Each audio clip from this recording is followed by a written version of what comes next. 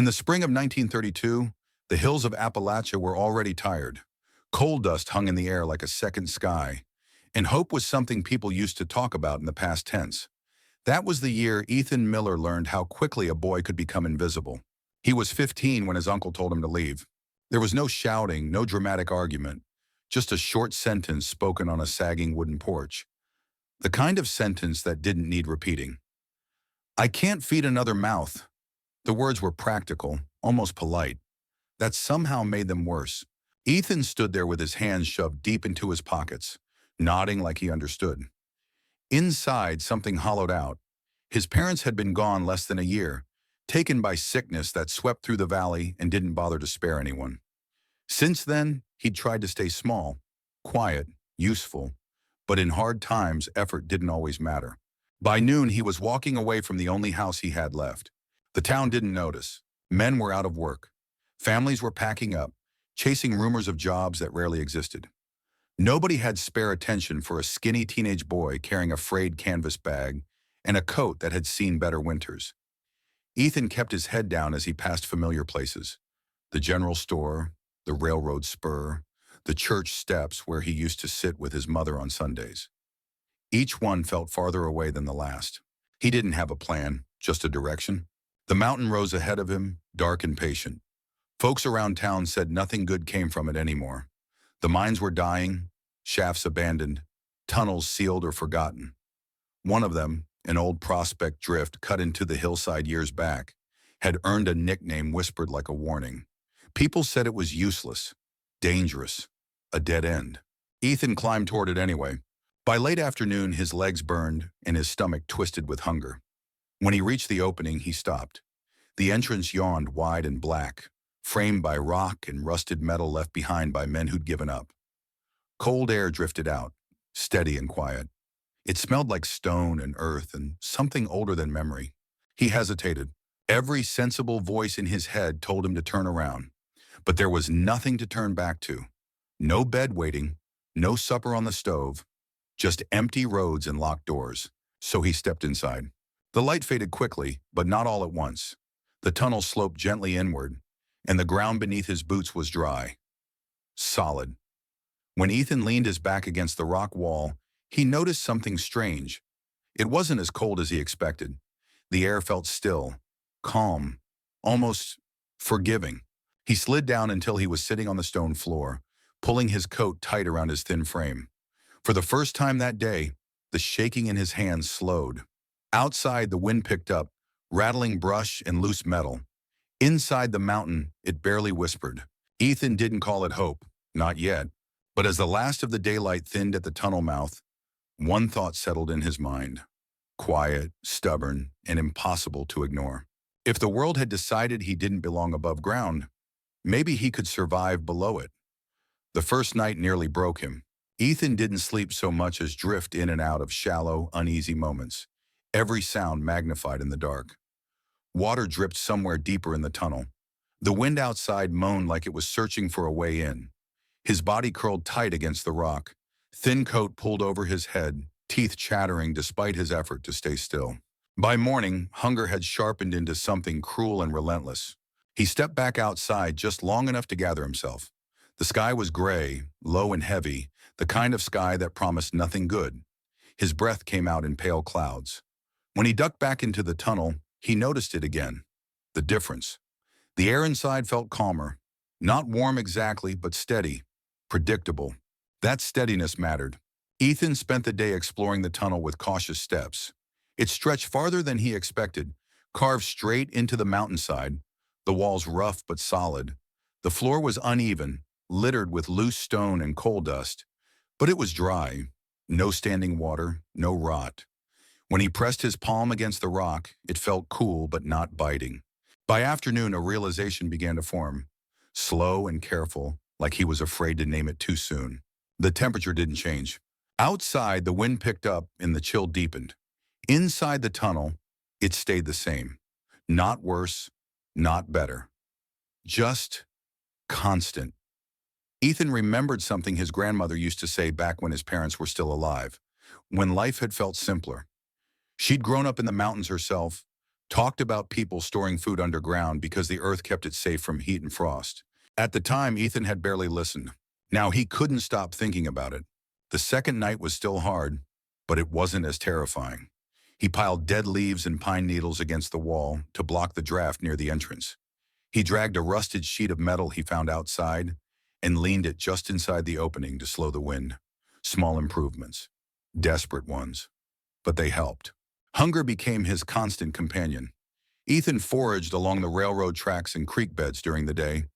Wild greens, a bruised apple someone had thrown away, the crust of a sandwich forgotten in a tin lunch pail. He ate slowly, carefully, like every bite had to justify itself. But his mind stayed busy. Each time he returned to the tunnel, he noticed something new. Where the morning sun hit the entrance but never reached deep inside, how smoke from a small test fire drifted inward before thinning and disappearing somewhere above. How the deeper part of the tunnel felt quieter, heavier, like the mountain itself was holding its breath. He stopped thinking of it as a whole. He started thinking of it as shelter. That shift didn't come all at once. It came in fragments, while clearing loose rock by hand, while stacking stones into a makeshift barrier, while sitting alone in the dark, listening to the mountains settle around him. Ethan wasn't pretending this was easy. He was scared, tired, bone-deep lonely. But for the first time since his parents died, he felt something else pushing back against the fear. Control. No one was yelling at him here. No one was counting what he ate or reminding him he was a burden. Every small improvement belonged to him. Every scraped knuckle, every smart decision, every mistake, his. By the end of the week, the tunnel no longer felt like a place he was hiding. It felt like a place he was learning. Ethan sat near the entrance one evening, watching the light fade across the rocks, his stomach still aching, but his thoughts sharp and restless. The mountain hadn't given him comfort. It hadn't offered kindness, but it had offered possibility. And for a 15-year-old boy with nowhere else to go, that was enough to keep going. The rumors reached town before the truth did. People said a boy was living up in the mountain, holed up in one of the abandoned drifts. Some laughed about it over coffee. Others shook their heads and said it wouldn't last a week. A few claimed it was dangerous, irresponsible, maybe even a sign of madness. No one volunteered to check. No one except Henry Walker. Henry had spent nearly 40 years underground, working coal seams that chewed men up and spit them out early. He walked with a slight limp and carried himself with the quiet caution of someone who trusted stone more than people. Retirement hadn't softened him. If anything, it had made him more observant. One afternoon, as spring leaned toward summer, Henry followed the narrow path up the hillside, not out of concern, but curiosity.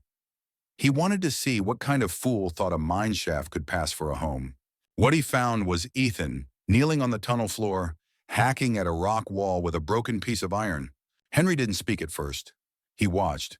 The boy's movements were clumsy but determined, every swing full of effort and none of efficiency.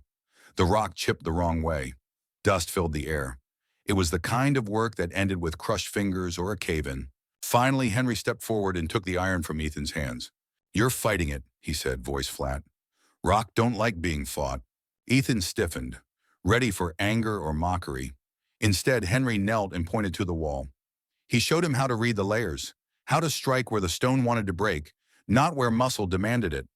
3 controlled blows opened a clean shelf in the rock. "Like that," Henry said. "Let the mountain do half the work." That was all. He didn't ask Ethan why he was there, didn't offer sympathy, didn't promise help. He taught him something useful and then stepped back, as if that was payment enough. Over the next hour, Henry explained things no one had ever bothered to teach the boy. Why some stone held weight better than others, how air moved through hidden cracks, why a tunnel could stay dry if you respected its structure. Ethan listened the way a drowning man listened to instructions for breathing. When Henry finally turned to leave, he paused at the entrance. "This shaft's solid," he said. "Company gave up too soon. Stone here's good. Won't collapse if you don't get stupid." He looked at Ethan once, eyes sharp but not unkind. "Probably won't work, but if it does, it won't be luck." Then he walked away. Weeks passed. Ethan worked harder than ever, putting Henry's lessons to use. He took odd jobs in town, hauling scrap, mending fences, anything that paid a few coins. Every dollar went toward nails, hinges, real tools when he could find them. The tunnel slowly changed. Cleaner, smarter. Less like survival, more like intention. Henry returned without warning one day, carrying a bundle wrapped in burlap. Inside were old tools, a chisel worn smooth by decades of use, a small sledge, a level. Not gifts exactly, more like investments. These are just sitting in my shed, Henry said. Might as well earn their keep. He stayed that afternoon correcting Ethan's technique, showing him how to work longer without wasting strength. When he left, he gave a single nod. Not bad, he said. From Henry Walker, that meant everything. Ethan didn't call him a mentor. Henry didn't call himself one either. But knowledge was being passed down, steady and unspoken. And for the first time, Ethan wasn't building alone. The mountain still tested him. But now he was learning how to answer back. Winter didn't arrive all at once. It crept in, quiet and patient, settling into the hills the same way it always had, like it planned to stay. By late November, the air sharpened. Frost clung to the rocks each morning, and the town below burned through firewood faster than anyone wanted to admit. Ethan felt the change immediately. The mountain stayed steady, but the world outside turned hostile, unforgiving. This was the season that would prove whether his work meant anything at all. He'd spent the fall preparing, guided by Henry's hard-earned knowledge and his own relentless observation. The tunnel floor was no longer bare stone. Flat rocks fit together carefully, packed with sand and gravel until they formed a solid surface that didn't steal heat from his body. Shelves were carved into the walls. A sleeping platform rose just high enough to stay dry and warm. But heat, that was the gamble. Ethan knew a simple fire wouldn't be enough. Fire warmed air, and warm air fled upward, wasted against cold stone. He needed something smarter, something that held heat instead of chasing it. The idea came back to his grandmother's stories again, about homes that stayed warm long after the fire went out, about stone floors that remembered heat. With Henry's help, Ethan carved narrow channels beneath a section of the floor. Smoke from a small firebox would travel through those paths before escaping upward through a natural crack at the back of the tunnel. It took weeks to finish. His hands cracked and bled. His shoulders burned. More than once, he wondered if he was building his own failure. Then December hit. The cold arrived like a verdict. Temperatures plunged far below anything Ethan could remember. Wind tore through town, rattling loose boards and driving people indoors. Families slept in coats. Old men didn't leave their beds. The night the thermometer dropped to 15 below, Ethan lit his fire early. He fed it carefully, every stick of wood chosen with intention. After 2 hours, he sealed the firebox and waited. The stone floor grew warm beneath his boots. Not hot, steady, patient.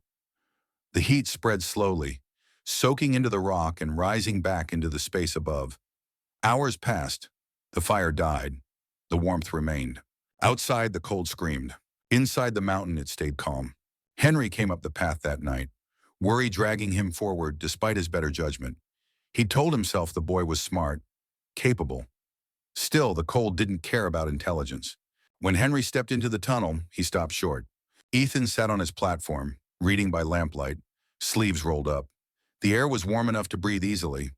Henry walked the length of the tunnel, touching walls, pressing his palm to the floor, checking the temperature the way miners always had. It was working. How much wood? Henry asked finally. 4 logs, Ethan said. Maybe 5. Henry sat down heavily. Outside, families burned through twice that every few hours and still froze. Inside this abandoned shaft, a 15-year-old boy had beaten winter with stone, patience, and refusal to quit. Henry didn't smile. He just shook his head slowly. They could have built houses like this, he said. Didn't want to. Ethan didn't answer. He didn't need to. The mountain had spoken, and for the first time, it had chosen him. The mountain didn't keep Ethan's secret for long. Word spread slowly at first, carried on quiet conversations and long looks. People came up the path pretending curiosity, then stayed longer than they meant to. They felt the warmth under their boots. They noticed how the air didn't choke or sting. They listened when Ethan explained, not proudly, not like a teacher, but like someone who knew exactly what it meant to need this to work. Winter dragged on, so did the visits. One evening, a man named Carl showed up with his wife and 2 kids. Carl had been hurt in the mine and lost the company house along with his job. They were living in a tent near the creek. The kids were coughing. The cold was winning. Carl didn't ask for charity. He asked for help. "There's another old shaft on the ridge," he said. "Smaller than yours. Think it could work?" Ethan didn't hesitate. He and Henry spent weeks up there, teaching Carl what Henry had taught him: how to read stone, how to guide smoke, how to trust the earth instead of fighting it. The result wasn't perfect. It didn't need to be. It was warm, dry, safe. By spring, there were more. 2 tunnels became 4. 4 became several. Each one a little better than the last. Each one built by people who had been told they didn't matter anymore. The town stopped calling them holes. They started calling them homes. Not everyone liked that. Men from the company came once, offering Ethan money to stop. Housing, they said, was their business. This kind of thinking made people difficult to manage. Ethan listened politely, then said no. The men left angry, but they didn't come back. By then, the knowledge had already spread. Ethan stayed in his tunnel for decades. He married. He raised children who learned early how stone held warmth and silence held peace. Henry lived long enough to see what that first lesson had grown into. When he passed, Ethan spoke at his funeral. "He didn't save me," Ethan said. "He taught me how to save myself." The mountain never asked for thanks. It just kept doing what it had always done, holding steady, offering shelter to those willing to learn its language. Years later, people would still walk into that first tunnel and feel it: the calm, the warmth, the stubborn proof that something abandoned could become essential again. So here's the question for you. What in your life has been written off too soon? A place, an idea, a part of yourself someone else decided wasn't worth keeping? What might happen if you stopped seeing it as a dead end and started seeing it as a beginning? If this story moved you, if it made you think differently about survival, resilience, or the quiet strength of learning the hard way, subscribe to the channel. We share stories about ordinary people who found extraordinary answers when the world turned cold. Sometimes all it takes is one light staying on, long enough for others to find their way.